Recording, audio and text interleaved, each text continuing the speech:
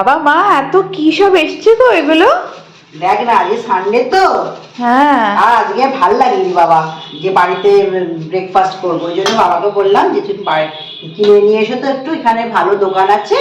কি কিনে এনেছে গো? কচুরি এনেছে, কচুরি আর একটা বাবা দেখ না, গরম গরম কচুরি একদম।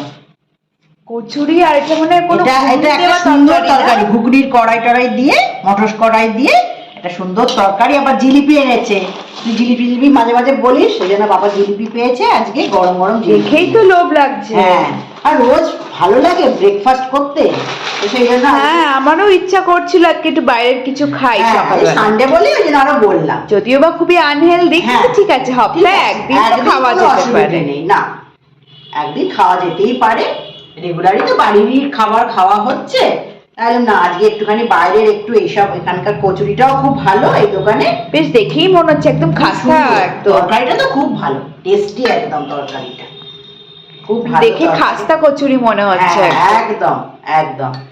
জিলিপিও আছে গরম গরম। দেখি জিলিপি গুলো দেখি। দেখ না কি সুন্দর জিলিপি দেখেছিস, গরম জিলিপি, একদম একদম গরম গরম জিলিপি, সবার প্রত্যেকটা প্লেটে ডিস্ট্রিবিউট করে দিচ্ছে মা। হ্যাঁ আছে, যদি আরো কেউ নেবে তখন। তরকারিও এখানে এক্সট্রা একটুখানি আছে অল্প করে, আর সবার বাটিতে বাটিতে একদম এখানে বাবা। হ্যাঁ, ভীষণই দেখে একদম লোভী লাগছে, ভীষণ লোভ লাগছে। একদম বাবা ভাজিয়ে নিয়ে এসেছে। আর এর সাথে একটু গরম গরম বেশ কড়া চা করে দাও, ব্যাস।